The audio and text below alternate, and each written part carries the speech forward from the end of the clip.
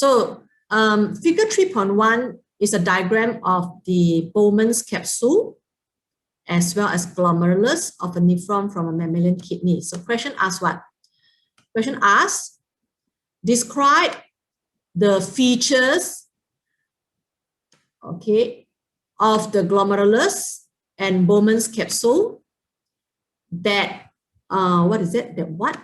that allow them to perform their function efficiently, effectively. Usually you will not find the word features in the question, CIE question, because what do you mean by feature? Is it structure? So I assume that what they're trying to say here is the feature is a structural adaptation of glomerulus and Bowman's capsule for its function in ultrafiltration. Okay, feature. So usually in CIE questions, I will not use feature because it's a very vague word. It will use the word structure. So this question is not CIE, this question is the OCR. So that's why they use features. Okay, so the mark scheme I have to modify because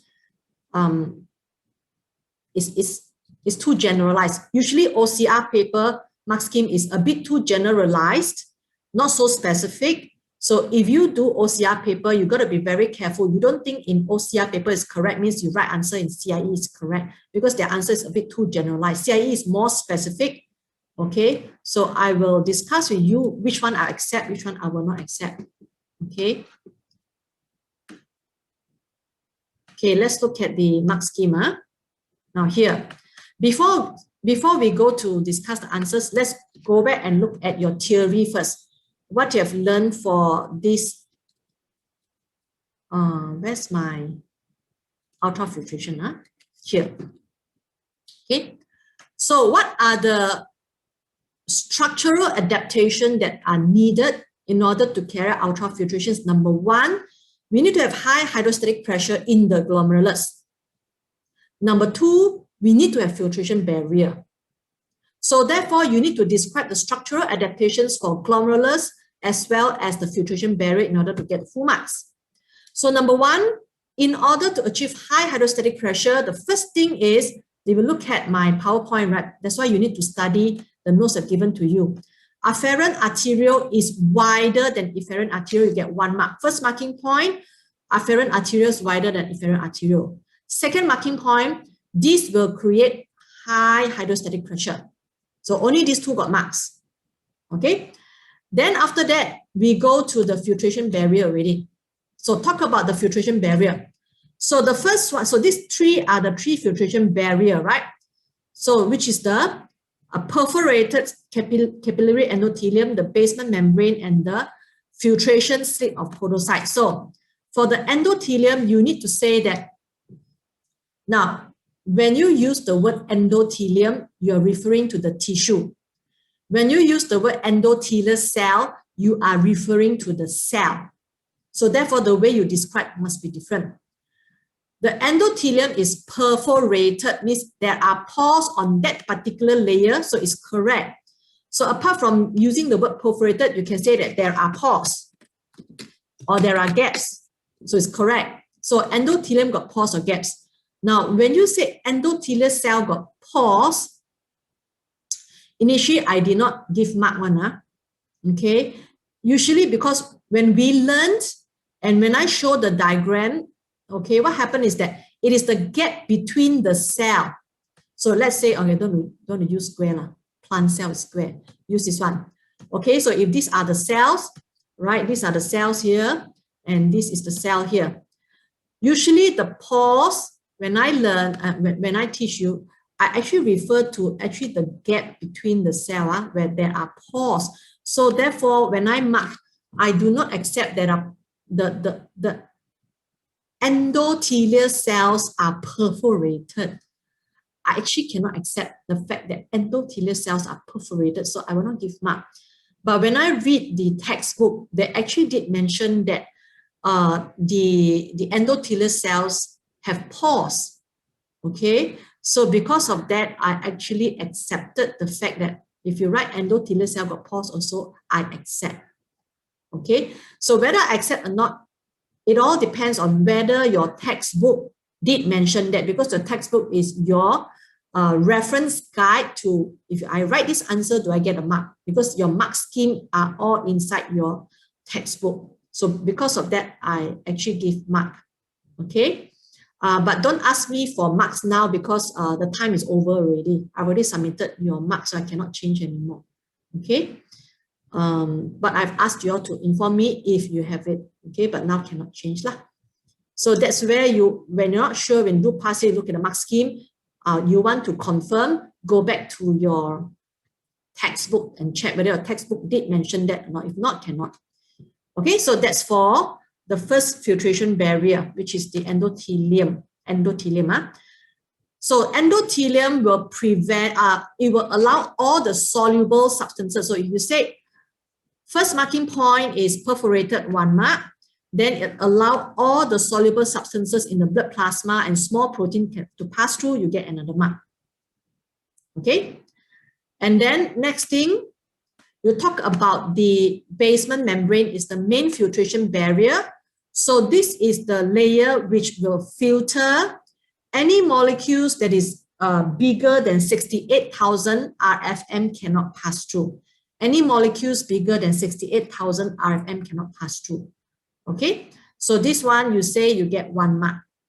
Then the last layer is actually the spaces between the extension or the projections. Where are the spaces? These spaces here, this one here, okay? These are the spaces between the projection. This is the projection, this one, projection, okay? The spaces between the projections. Please learn up the word projections. Okay. So this one is called the filtration slit. So allow molecules to pass through it. Okay. The size of the filtration slit is about 25 nanometers, but it doesn't matter anymore. Okay. So this is where it allows materials to pass through. So you have to mention about there are filtration slits at the podosite.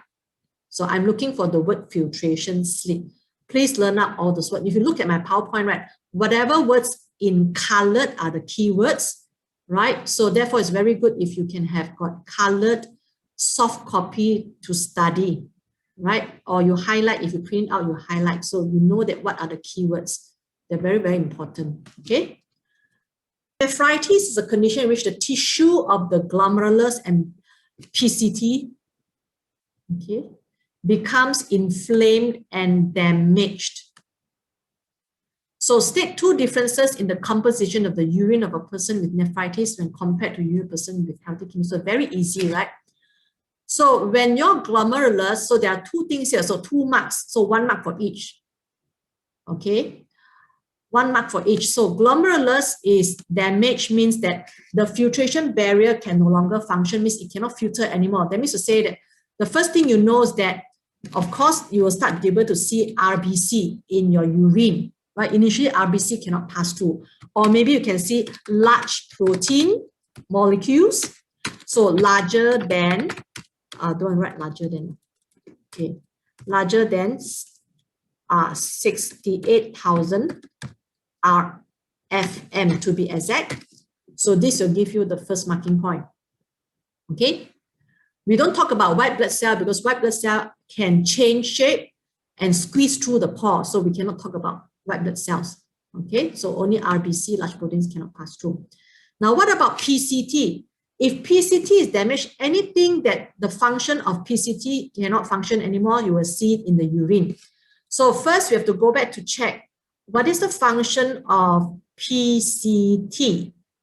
Okay, then you know. So this is a PCT you've learned. PCT is supposed to reabsorb back 100% of all these useful molecules in your body. So if your PCT cannot function, it means you start to be able to find glucose, amino acids, vitamins in the urine. So if you write about, you can find glucose, vitamins, amino acids in the urine, you'll get marked. Okay.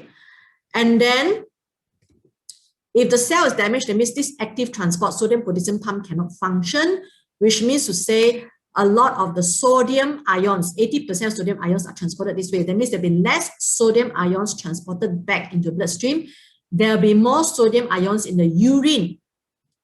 And because water transportation back to the blood is also due to the sodium ion, so when sodium ion cannot be transported back because of cells are damaged and there's no ATP anymore, the water is also not reabsorbed. There'll be more water in the urine.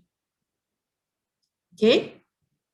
And there will also be more urea in the urine, correct? Yeah. Okay? So that's the answer for this question. They say that when it's cold, right, a person tend to urinate a lot.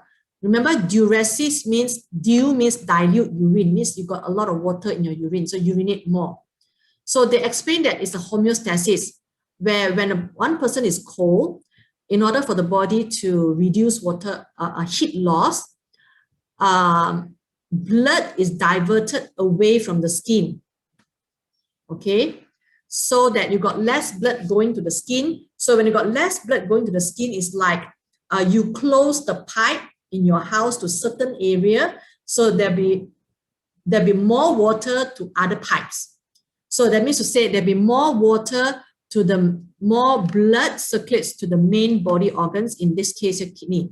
That means they're telling you that now there'll be more blood volume. There'll be more blood volume to the kidney. So they say, suggest and explain why cold diuresis occur, means how come this person urinate a lot based on this one. Okay, more blood go back to the urine. Now, you need to remember this one. Please remember this ultrafiltration thing. When you learn the chapter ultrafiltration, you also learn what are the factors that affect ultrafiltration rate. Please remember this one. Don't skip this one. Ultrafiltration rate means how much volume is filtered during ultrafiltration from glomerulus to Bowman's capsule. It's actually governed by two factors. I simplify it and write it as psi P and psi S, okay, because movement of liquid. But when you write answer in exam, don't use psi P and psi S, okay? Psi P, you describe psi P as the hydrostatic pressure of the blood. So since your blood volume already increased in the kidney, that means the hydrostatic pressure in glomerulus is higher, so there'll be more volume of the blood that goes through ultrafiltration. There'll be more ultrafiltration. So first marking point, more blood flows to the kidney. You don't get marked because the question already says so. So there'll be higher hydrostatic pressure. So point number one, higher hydrostatic pressure. So what? Point number two, so there'll be more or higher rate of ultrafiltration. Okay, so when you got higher rate of ultrafiltration, which means that you've got more volume of urine being produced. Okay, more volume of urine being produced. So this is already 3 marks already. Okay, 3 marks. Now, one more mark is, since there'll be more liquid in the body, all right, more liquid in the body, so which means to say that there'll be more water. Water content is higher in the body, okay, compared to your hand and your leg. So which means to say when you got more water, remember how your DCT function. Okay, I better retrieve the DCT slides. Right, DCT. Sorry, DCT, correct, yes. So how your DCT function is like this. When you got, you see, DCT's function is to reabsorb water. You only reabsorb water when your water content in body is low, right? So when the water content body is low, then it will actually stimulate ADH to be released. But now the water content is high, okay? There are more blood that flow in the body, so water content is high. So therefore, ADH will no longer be released into the blood. So one marking point for no ADH released into the blood, or the ADH concentration will drop in the blood. So when you don't have ADH, you know that the function of ADH is to cause reabsorption of water. Where? Okay. So the ADH is to cause reabsorption. See, this is the ADH, is to cause reabsorption of water. So when you got less ADH or no ADH, water is not reabsorbed from the from the DCT into the bloodstream. So there'll be more water that pass through this DCT to become urine. So therefore, no ADH release, ADH concentration drop. So there'll be less reabsorption of water in the DCT as well as collecting duct. Okay. So that's the answer.